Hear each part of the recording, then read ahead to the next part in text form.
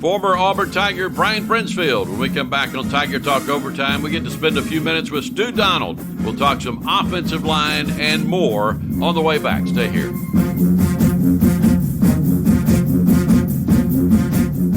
Welcome back to Tiger Talk Overtime, presented by Will2, #1 in quality and safe work for industry. To be a part of the show, call the Morgan Bradley Alpha Insurance Tiger Line now, 343-0106.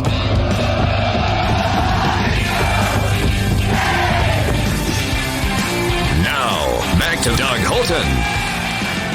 All right, I want to welcome into the show Stu Donald, a great Auburn fan from our area, and also one of the co-hosts of Sip and Chew with Mike and Stu. Stu, great to see you again for the 24th season.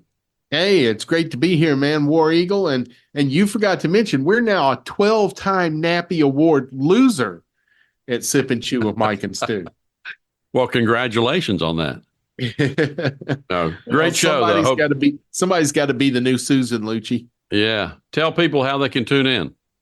We're on Sunday mornings on FM Talk 106.5 at 11 a.m. If you're not in your car driving around, you can always check us out on Facebook and our YouTube channel. We live stream to those as well. So if you actually want to see what Mike and I look like, if you're that self-abusive, you can go on Facebook or YouTube for the show instead of listening to us on the radio. Cool. Very cool. Well, we started out the segment last year talking a little tailgating. I know it's been steaming hot here in August, but you got a little sandwich that people might want to try out?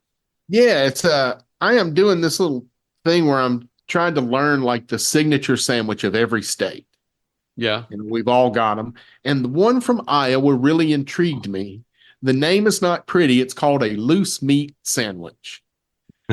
Imagine you're making sloppy joes, and you just don't put any sloppy joe mix in it. It's just browned ground beef, salt, pepper, a little garlic, maybe some onion cooked in with it. Put it on a bun, and then dress it like you would a cheeseburger. Yeah. Whatever you like on a burger, you put on the loose meat sandwich. You just do the ground beef instead of hamburger. You don't have to shape patties. You don't have to worry about if someone wants medium or well done. It's all cooked. You put a spoonful on there. And, if you got a big crowd coming over, that means you cook one time and feed 15, 20 people. And people kind of feed themselves with that. Right. Yeah. And just put up a little station there with some mustard, some pickles, some onions. And that's generally what people put on them. But you know what? If it tastes good on a burger, it's going to go well on this because it's just a loose burger. Thus the name loose meat. Yeah. Maybe even a little nacho sauce on there or something, huh? If that's what you like, brother, it will work. Well, all righty. We'll try that out for the first week here of the show. And we've got about a little over a week, I guess, till the opening game with Alabama A&M. Just wanted to get your take, as always. I know you're a big offensive line guy, and we were talking a second ago about the offensive line and some of the improvements that we've made this year and some of the things that the coaches are still trying out.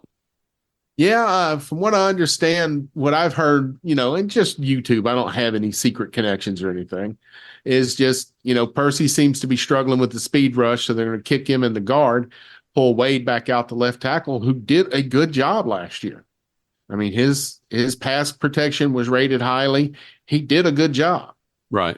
And just see how it goes this week.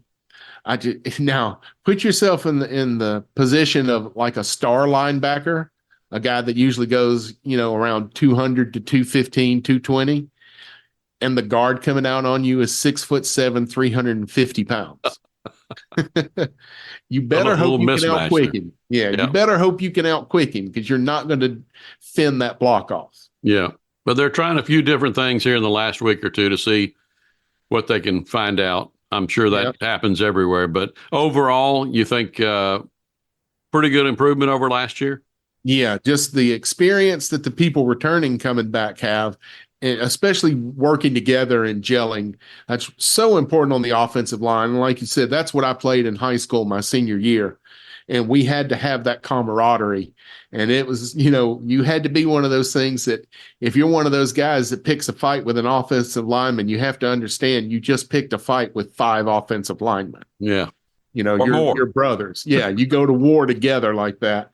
and you know you're not going to get any glory because like our first play my senior year, the very first play, our tailback busted it 99 yards for a touchdown. Is that Nobody right? said anything about us, controlling the line of scrimmage, taking out the linebackers and cutting off the safeties. It was all about the running back. Right. And that's how we wanted it. Yeah. That's what you're supposed to be. But I feel good. Thornton is a fantastic offensive line coach. In fact, if you were to poll college coaches around the country, he's going to be a top 3 or 4 offensive line coach in the whole country. And for his age group, as young as he is, he's number 1. He's the best young offensive line coach in the country. And that's why, Lane was so up in his feelings when we took him. Yeah. Yeah. And then took their best offensive lineman in Too Tall. And then took their offensive coordinator this year. And then took the best linebacker in Austin Keys. Yeah. And speaking of Derek Nix, was listening to him yesterday at his press conference a little bit, speaking of the offensive line and the running backs. And he said one of the things that he is really emphasizing this season is he wants Auburn to be able to run the football when everybody knows they're going to have to run the football.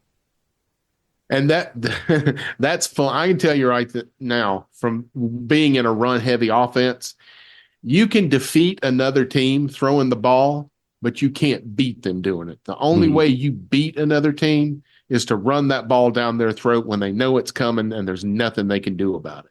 Yeah. And honestly, we did that last year. We were 4th in the league in rushing, and everybody had 8, 9, 10 men in the box on every play. Now with them having to defend the outside, having to worry about receivers, having to worry about a passer that is night and day different from what he was a year ago, and you're going to have to deal with those 3 running backs. Stu, I think you're right. The Auburn offense may create a lot more problems this season. Be sure to tune in to FM Talk 106.5 each Thursday at 7 for Tiger Talk OT.